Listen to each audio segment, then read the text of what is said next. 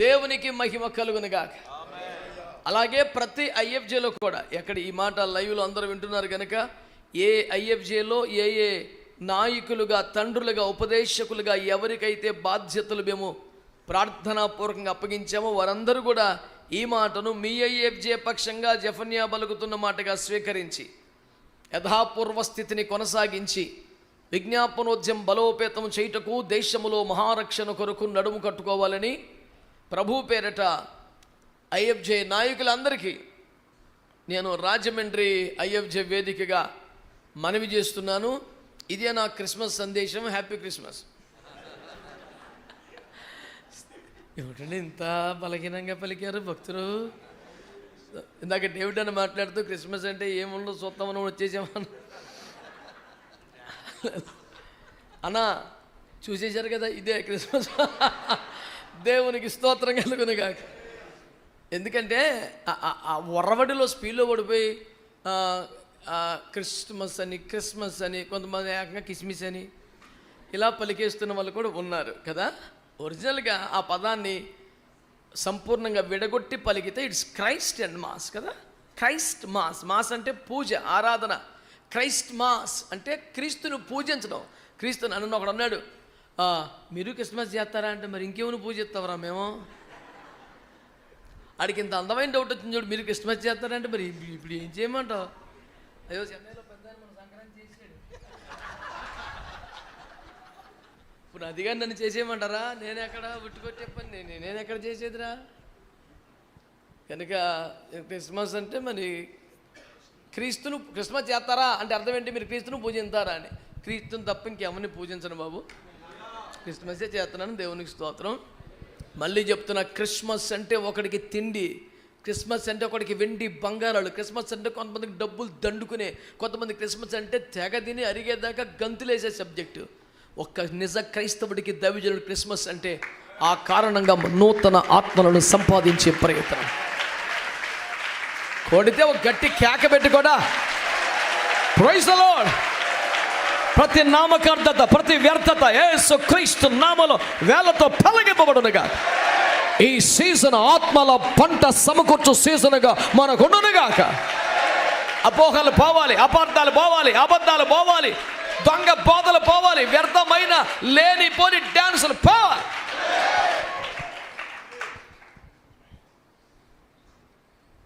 Carols పేరు మీద క్రీస్తు నేడు పుట్టానని అనేక మందికి చెప్పండిరా తెలియనోడు కంటే.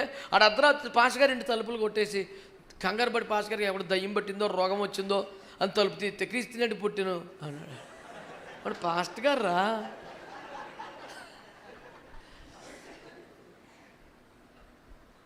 నాకు తెల్లారిపోద్దున ఒక పాస్టర్ గారు, అన్నా దెబ్బ దెబ్బ దెబ్బ బాధ అయితే దయ్యం పట్టిన వాళ్ళు ఎవరన్నా వచ్చారేమో అంటే, మరి వచ్చింది వాళ్ళే కదరా.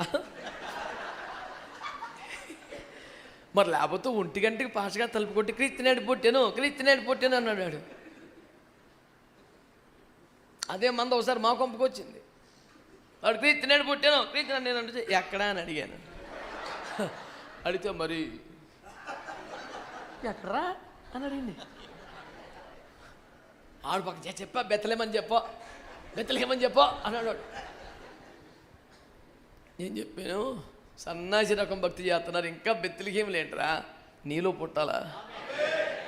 తమ హృదయములో క్రీస్తును కలిగి లేనివాడు ఒక శూన్య హృదయము, దయ్యాల కొంపగా తగలబడ్డవాడు మరి చెడ్డమైన 7 దయ్యాల్ని ఎంటబెట్టుకొని మన కొంపకు వచ్చి ఎక్కడ ఇత్తనేడు పుట్టాను అన్నాడు.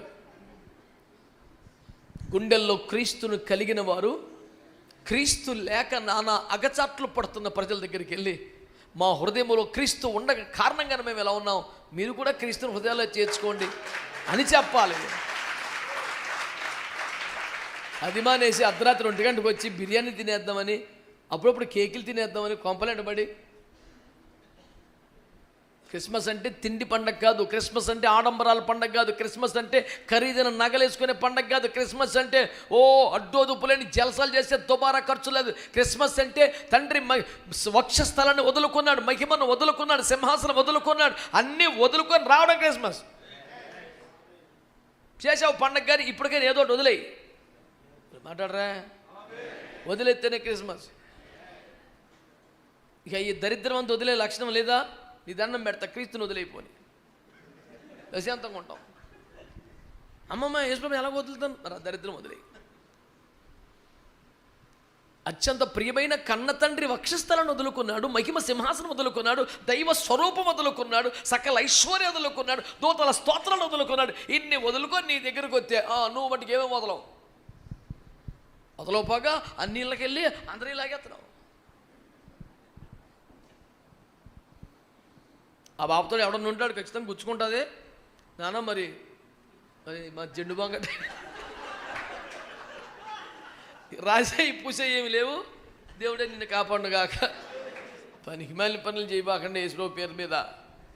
Happy Christmas. స్తోత్రం చెప్పండి. హల్లెలూయా. పెద్దగా చెప్తలేదు ఎందుకో మరి మీరు.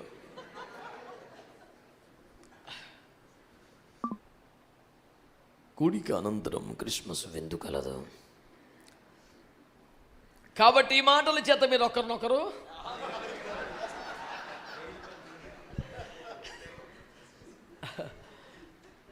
మీ ముఖాల్లో కాస్త సీరియస్నెస్ పోవాలి, సంతోషంగా ఉండాలని తిప్పలు పడుతున్నాను దేవుని బిడ్డలారా. కనుక క్రిస్మస్ అంటే దండుకునే సీజన్ కాదు.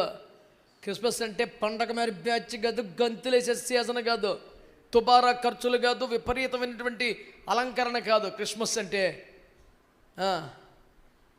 నేను కోల్పోయి, నేను వదులుకొని, నేను కాదనుకొని ఇంకొంతమంది ఆకలి తీర్చగలిగిన ఒక అద్భుతమైన సమయం ఇది. సౌండ్ తగ్గింది ఎందుకో మరి. పోనీ మీరే తినేయండి, పోనీ ఎవడికి ఎట్టకండి మీరే తినేయండి. మా సంఘంలో రూల్ ఏంటంటే సార్, క్రిస్మస్ వస్తే కేజీ బిర్యానీ వండుకుని కూడా ఆ రోజున 5 కేజీలు వండాలి.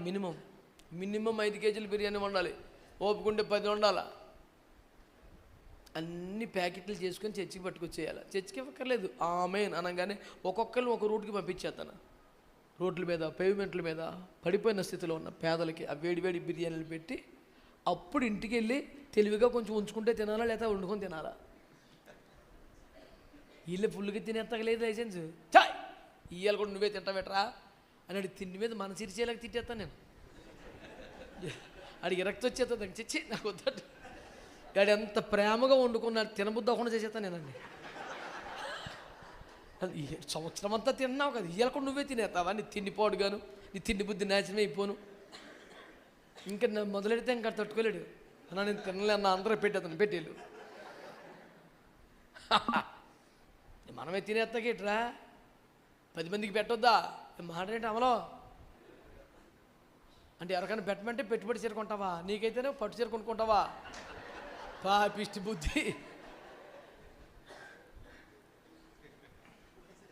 నీకేమో జాయింట్ దమ్ము బిర్యానీ, పెడతాకేమో మిక్స్డ్ వెజిటబుల్ కర్రీ. అబ్బా త్యాగమూర్తి. శ్రేష్టమైంది బిడ్డ.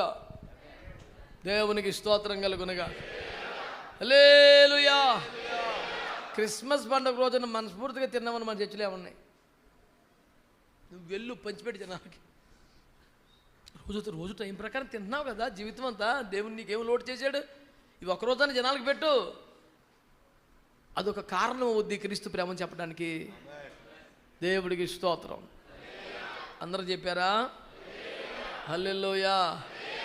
మహిమకరముగా వాడబడుచున్న దైవజనుని ఇంట దుఃఖమున్నది. యాజక క్రమాన్ని, యాజకుని వంతులు, యాజక ధర్మాన్ని ఎక్కడ ఫెయిల్ అవ్వకుండా చేస్తున్న దైవజనుని ఇంట విషాదం ఉన్నది. ఎవడు పుడ్చలేని వెలితి ఉన్నది. అయినను దైవజనుడు నమ్మకంగా మహిమకరంగా సేవ చేస్తున్నాడు. దేవునికి స్తోత్రం. ఇలా సేవ చేస్తున్న దైవజనుడు ధూపం వేయిచుండగా, ప్రార్థన చేయిచుండగా గబ్రియేలు అని ప్రధాన దూత వచ్చి పక్కన నిలబడ్డాడు.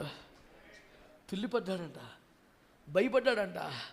అమ్మో, ఎందుకంటే ఒక దర్శనాన్ని, ఒక ప్రత్యక్షతని, ఒక వరాన్ని, ఒక ఆశీర్వాదాన్ని దేన్ని కోరుకొని కాదు ఈయన సేవ చేస్తా. నా వంతిది, నా ధర్మం ఇది, నా క్రమం ఇది, ఇంత చేస్తాను కాబట్టి నాకు ఏదోటి వస్తుంది. అసలు ఎక్స్పెక్టేషన్ లేని మనిషి అండి. తనకు అప్పుడు దోత వస్తాడని, ఒక దర్శనం కలుగుద్దని, అసలాంటి ఇంత రవ్వ ఆలోచన కూడా లేదు. నేను యాజకుని, నా క్రమం ఇది, నా వంతు ఇది, నేను చెయ్యాలి, చేసుకుంటూ వెళ్ళిపోతున్నాడు. ఎక్స్పెక్టేషన్ లేకుండా ప్రయాసపడతారా? బొత్తిగా అపేక్ష లేకుండా తిప్పలు పడతారా? లేదండి, లేదండి. దయచేసి ఆలకించండి. ఆ దైవజనుడు అలా చేశాడు సేవ.